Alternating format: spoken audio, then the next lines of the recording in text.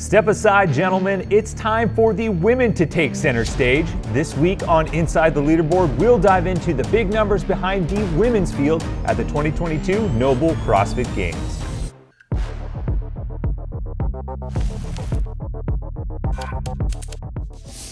What's up, everybody? Tommy Marquez here with a women's field edition of Inside the Leaderboard. And looking at the field this year in totality, we have an interesting mix of established elite versus optimistic newcomers, and really a dichotomy of an array of future potential and a singular athlete in the midst of all-time greatness. And all of it is coming together in just a few days as we kick things off at the Games in Madison. So that will be our focus for today.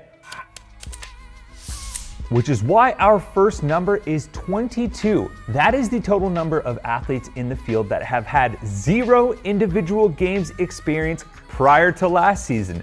There are 15 rookies in the field this season, and a lot of attention goes to rookies, but there's also 7 athletes returning that were rookies in 2021 as well, meaning that more than half of the field of women is really in the early stages of their career at the highest level of the sport, highlighting just how relatively inexperienced a majority of the field is this year. To give you a better idea in comparison, those 22 women have a combined 29 individual qualifications to the Games. Meanwhile, Cara Saunders, Tia-Clair Toomey, and Brooke Wells as the 3 elder stateswomen have 26 qualifications between them. 3 women, all perennially at the top end of the sport, have nearly as much experience as more than half the field, which gives credence to the idea around a shift in the field as a whole to a newer generation of athletes rising to try and unseat the established elite. And one certain way that they could do that would be to finish on the podium, which is why our next number is 13. Over the past decade at the Games, there have been 13 women who made the podium when the year prior they were either outside the top 10 or not at the Games at all. As a whole, that's more than 1 podium finisher per year on average, and there's been at least 1 female that fits the bill on the podium 8 out of the last 10 years. In the past, it's included breakthrough rookies like Tia-Clair Toomey, Talena Fortunato, Sarah Sigmundsdottir, and Laura Horvath. And really, what it does is it gives us a reason to expand our scope a bit on who is reasonably in the podium discussion on an annual basis. In cases like 2015, when the entire podium fit this stat parameter, it ushered in a new era of athletes on the women's side. Now, this stat does include veterans re-emerging to an extent, like Annie Thorisdottir or Katrin Davidsdottir, but what I think it really does is highlight the fact that the barrier to the podium isn't as ironclad as we think sometimes, and an opportunity exists for some people, maybe not in our immediate view, to shake things up, and that's a good sign for newcomers and veterans alike. But one thing that has proven to be unshakable throughout is Tia-Clair Toomey at the top of the sport. And that's thanks in large part to our last number, which is 27. We could do a whole show on Tia, but just in the last 3 seasons, Tia has notched 27 of her record-setting 33 career event wins at the Games, which gives her an event win rate over that span of an absurd 58.7%.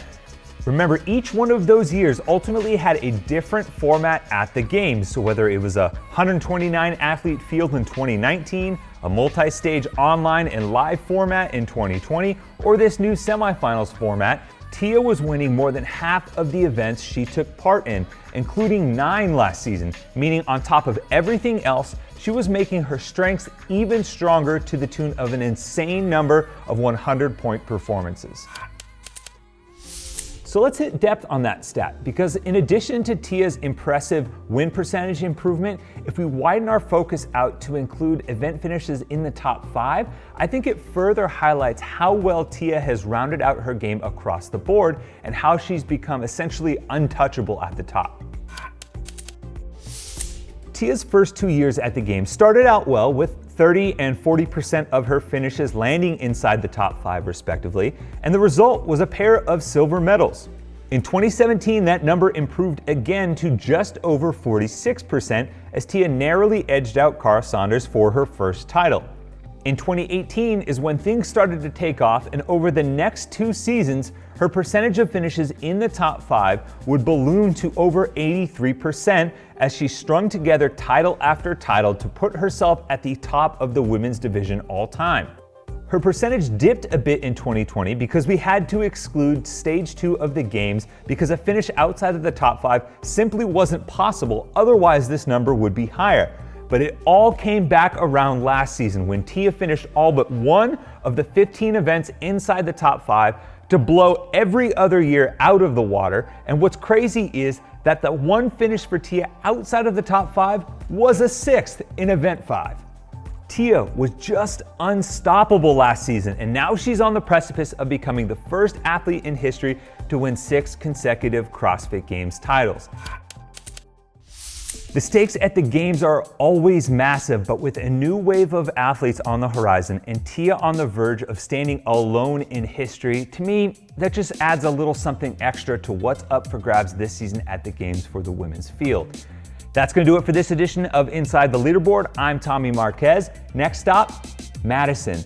Action kicks off Wednesday, August 3rd. We'll have live coverage throughout the entire week, including a 2-hour live window Sunday on CBS. And in the meantime, to get you guys caught up, we have 8 episodes of Miles to Madison out now. You can catch that on the CrossFit Games YouTube. And the latest CrossFit Games documentary, Fittest on Earth Next Gen, is out now. So there is a ton of CrossFit Games content to get you hyped and ready for this year's Games. Safe travels to everyone if you're coming out to watch the Games in person. And until next time, I'll see you on the leaderboard.